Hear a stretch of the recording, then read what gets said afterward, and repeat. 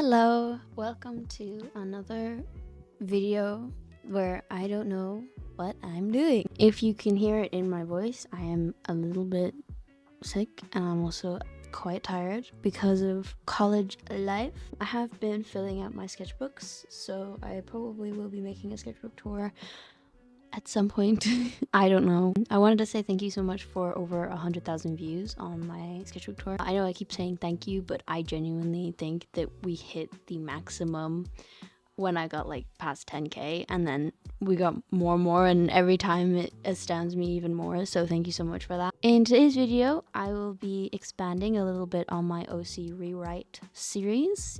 Yes, I decided to make it a series. I don't know how much I'll commit to it. It's been quite fun recently. It's definitely become a creative outlet for me with classes and everything, and I genuinely don't have a lot of time to work on things outside of class, but when I do, I'm working on this and it's a lot of fun. These videos will probably be divided into two categories, with one of them focusing on more character design and character writing things, like for example my first video where I just generally redesigned a few of the main characters.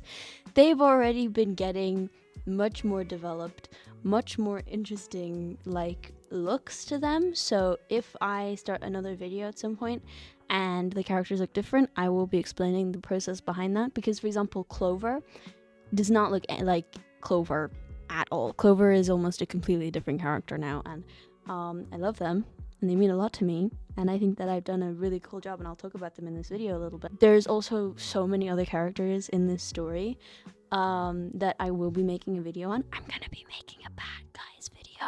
I love that stuff. The other kind of video I will be doing is more related to world building and magic systems and kind of figuring out where each characters come from and all of this. I will be going through stuff that I did write when I was 14 in this video, but I thought that it would be interesting if I kind of put a learning experience in this series in general, because I'm just this 18-year-old loser sitting in her bedroom, you know? So I thought that it would be fun if I went on this journey of character design and world concepts and stuff with you guys, and you guys can go talking to me in the comments about it. Also, if you think that it might be fun to do it yourself, you don't even have to redraw or rewrite characters. You can start from scratch. For today's video, I wanted to try exploring the magic system in this world. It's basically a focal point of the story itself, so it should be quite well developed. It's not completely yet, but I have my beginnings. In relation to the magic system of this world, I will be kind of relating the characters that I did in the last redesign video with the magic system, and then from now on, whenever I'm making a new character or I'm talking about like the villains, the bad guys, I will be talking about their relation to the magic system as well. In this story, I created when I was 14. I'm 14 now, I'm not 12. 12-year-old me made the characters, 14-year-old me wrote the world very poorly, and I did use a lot of the stuff that I wrote back then as a reference now. In this world, we have gifteds and humans. So, gifted are a race of people blessed by ethereal beings thousands of years ago, and humans are humans, plain and simple. But also not really. Back in ye olden days, depending on the nation you came from, you might be blessed by a certain god. There's 6 nations, there's 6 gods. Very simple. A gifted's power manifests by replacing a vital organ, usually the heart, but it could be any vital organ. Your heart is replaced by this piece of magic, basically. And this gift, is known as a key when it materializes outside of your body, because inside of your body, it's this like culmination of ball of magic, and then when it is taken out, it solidifies into something called a key, which is basically a key. I had a whole thing about it when I was writing this at the ripe old age of 14 again, where it was basically like a key, which is the key, to a door of like the magic realm. It's like a small fragment of those things that allow these people to kind of mingle with it. You can use them to make weapons and medicine, and even use them as power sources. So they are literally a physical manifestation of magic inside of a person. The thing is, in order to gain a key, the gifted has to be killed because it's a vital organ, right? So it's not very ethical. Gifteds, depending on what organ is replaced by a key, can suffer from certain physical problems. Again, you're missing a vital organ. In the group of gifted people, we have something called core gifted, which are families that directly descend some of the first gifted to exist. These are very, very powerful families, and their blood is considered incredibly pure. They're almost like considered royal families to these nations. Obviously, now in the world that this takes place in, each nation has a different form of governing itself. We'll get more on that in probably another episode, because I have to kind of write about the main antagonist of the world, and he's kind of meant to be an evil dictator, so we'll see. But basically, they are considered very, very high on the pristine people meter, I guess. Now, we have humans, which humans are just humans, right? But also not really. Because the thing is that even though they weren't blessed by gods, they are capable of using power, like things that are powered by keys. So they can make weapons and stuff out of keys from gifted, which is not great because, again, you have to kill people to get that. So, you know, over time, after hundreds of years, human children of gifted actually have a sort of connection to keys. So the original humans that weren't blessed have no connection to it. And so now there will be two types of humans. The humans who have no connection to it, and children of gifted who are human. And they have like a whisper of a semblance of an idea of what it's like to have a key. They're human, but they can exchange like their own physical energy for the magic of a key. So basically, they are allowed to use a key. They can use it. It's not a part of their body though. So that's why people usually opt for using just like weapons and stuff. But these people who have these like interesting connection to keys are called keepers, because they basically work as guardians for the keys of elderly people who passed away, who were very powerful, gifted, and the key doesn't disappear. The key stays there. So they're kind of like almost handed down a key from their family in order to protect it. Rune users are an old concept in this world, since basically the best way to explain it is gifted have almost like another language when they're using their magic. They don't say anything. It's like saying something in your brain and not having to say it out loud, but you are basically using another language when you're using your gift. And those things can be written down as runes. Everyone blessed by the same god can read the same rune, right? So someone from fucking the West Nation can read anything written by someone in the West Nation, right? But if they went to the North Nation, they wouldn't be able to understand it because they're not blessed by the same god. Okay, as for the characters and how they actually fight and how their characters relate to the magical world that I put them in, we have our main protagonist, June. June is a gifted from the old world, which is what I was talking about in the first episode. There are people in this nation from old world and new world. Everything up to her gift itself and the way it manifests in her fighting style is very, very traditional. Like, she does not come from bougie things. She comes from toughing it out. Since there's a lot of pollution down there, June's mother was exposed to a lot of toxic chemicals while pregnant with her daughter, making June be born with deformities in her key itself. Like, her key is busted and it's never going to be fixed. This manifests in the most main character way possible, because she basically can only use her gift if she's written the runes to the spells she uses. So she's a rune user, which is very rare for gifted people, because again, it's like saying something in your head.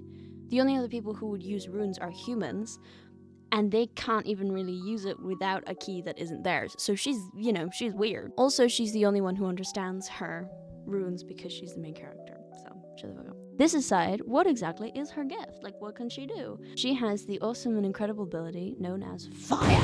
It's more complicated than that, but basically she can redirect kinetic energy into fire. So if you hit her, she hits you back with an explosion. She uses her runes by writing them on different parts of her body that might get hit or might hit in general, and uses them to create a second punch, but with fire. This is kind of how her fighting style is developed, because She has like a mix between Muay Thai and boxing. It's very, very hand-to-hand combat. I mainly say Muay Thai because they kick when they fight, and you don't kick when you're boxing, but it's basically just like beating the shit out of someone with your fists and your legs. So because of the way that her gift works, she can write runes onto her knuckles and her hands and her elbows and whatever thing that she needs to hit something.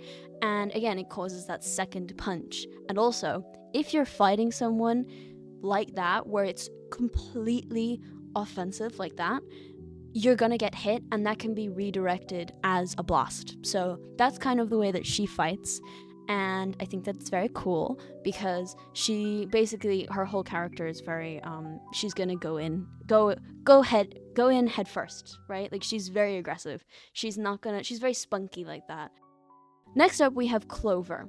Clover is very special to me, and I really didn't like them when I first redesigned them, but I've actually grown to love them a lot. Clover is a human who uses a weapon with a key, and they're also a keeper. So they are protecting. That doesn't make any sense. Oh, no, yes it does. Clover is a human who uses a weapon with a key they are connected to, making them a keeper. Basically, this means Clover only has their gift when they are bonded to the key that they're... Jesus, what did I write? Oh, okay.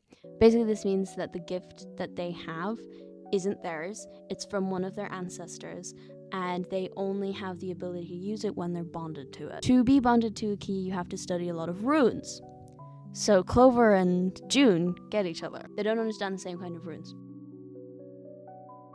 So Clover uses these runes to kind of connect to this key. Also, they have to be with it all of the time. It has to be on them constantly, because if not, the connection is severed. Because again, it's like having a vital organ. You can't just take that out. It's basically a very small, invisible string between Clover and the key that is keeping them together, and it can be snapped very, very easily. On the other hand, this means that Clover is incredibly skilled in their gift because they've had to know everything about it in order to use it. It's like learning how to drive, but everyone else around you is a car. Clover's gift itself is old. It's a key passed down through generations, and it basically lets them speak and manipulate plants. It basically lets them speak and manipulate plants. It basically lets them speak to and manipulate plants. Their fighting style is very refined and delicate since they use a sword. I kind of thought like fencing. I really like fencers, but also think ballet. They have to be careful not to hurt the plant, since they are bonded with it, and it would be like punching your friend in the face. I see them being very flowy and almost dancing with their gestures, since the plant would naturally flow with them in a fight. Also, being connected to the key changes their appearance just because I said so. Eva is a core gifted, meaning her family is like a royal family and their blood is seen as pure. She is from another nation, and her sister is the leader of said place, and they have an allyship with Cryas, who is the main bad guy of the story, but we'll talk about him in another video. Her gift is stunted due to a lot of traumatic stuff she's been through, and it's much scarier than she actually thinks it is. She can solidify and create anything from shadows. Very edgy main character. I bet you she listens to My Chemical Romance. What she doesn't know is that she's actually capable of making things like basically alive. She can basically make monsters and living things out of this shadow material that she uses. It's like she's Zeus and she's crafting people out of clay. Her fighting style is purely defensive, which is the complete opposite of June, by the way. They basically mirror each other completely. And it purely relies on the gift itself. She does not really fight a lot. It is a shield. It can basically manifest as spikes shooting up from the ground, an actual shield, or even as animals, because she's a cutie pie and she has a crow with her all the time. Because it helps with her anxiety, and they're also friends. But she doesn't realize that because she thinks that she's just making things out of nothing. And she is, but the crow is alive.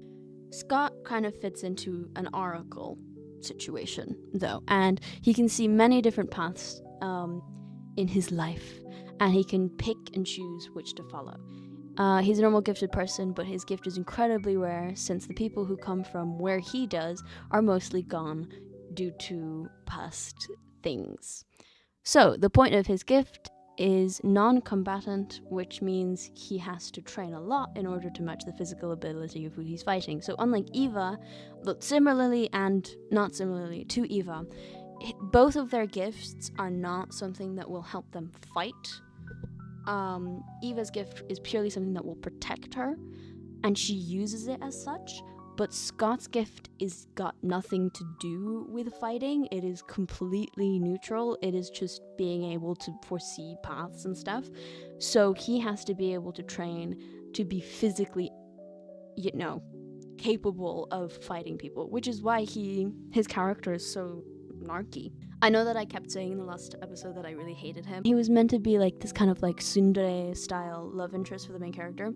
They're not love interests anymore. June's love interest is got nothing to do with Scott, and they're much more like siblings. And I'm starting to really like him because basically he had to fight in the same way that June had to fight in order to be seen as the way he is, because his gift has nothing to do with fighting. He can't rely on it. It's purely that. He does have the ability to see other people's reds, but he has to touch them. So it's a very powerful gift, and his character is actually really interesting. But that's why he's so annoying. It's because he's like, I fought here to get here, and you just waltzed in, and blah blah blah blah blah. Because he does genuinely have to be strong enough to be able to do the things that he needs to do for his gift to actually be useful. Matteo is an old world gifted, and his power is actually used to demonize him, since people on the surface are quite prejudiced against his people and June. I'm sure a lot of people would think of blood manipulation as a power, as something very messy and violent, and kind of picture vampires or bloodbending in Avatar and stuff, something just very disturbing. But Matteo's gift is actually the complete opposite. Technically, he could use his manipulation for things like controlling someone's blood flow, but because of the environment that he grew up in, it's actually used more as a healing gift. Since he can manipulate blood, it means he can stop someone from bleeding out and all that junk, right? Like he can help the healing process. And he would have taught himself a lot about first aid because of the people who surround him. I think this is another thing that I kind of wanted to keep in mind in this whole journey. I am a very white person. I am extremely white. And it's not really my place to talk about these things. But it is my place to learn from people. So I kind of wanted to go into this kind of removing stereotypes, because this whole point of this story is about how this society kind of dictates whether people are worth even living. Every single character that I've mentioned has something that helps them and debilitates them at the same time, because that's just how people are. The main character is canonically disabled, and her friends mirror that as well, even though they are very, it's a mix of low class people and high class people. And one of the things with, for example, Matteo or Eva, or even just June's power itself, there's a lot of stereotypes when it comes to giving the powers that you give to your certain characters. Like, I've seen a lot where, for example, Hispanic characters will be given a fire type gift because they're seen as rowdy and loud and annoying. And I understand that sometimes, there's no actual harm in the character itself, but to perpetually make the same thing over and over and over again is just bad writing, in my opinion. This is all a work in progress as well, so things will be changing, but I mainly wanted to have different attributes given to different characters that you wouldn't really expect them to have. Thank you so much for watching this video. I hope you enjoyed. I'm so sorry for taking so long to come out with this. I started writing stuff back in I don't know, October. It is now December, and hopefully I will get this out before Christmas. If I didn't, Merry Christmas, I guess. Happy New Year. And I hope that you enjoyed my video. Comment down below who your favorite character is so far. And also, if you have any ideas for future videos, because I am definitely open to trying other things relating to this kind of writing. Okay, thank you. Thank you so much for watching. Goodbye.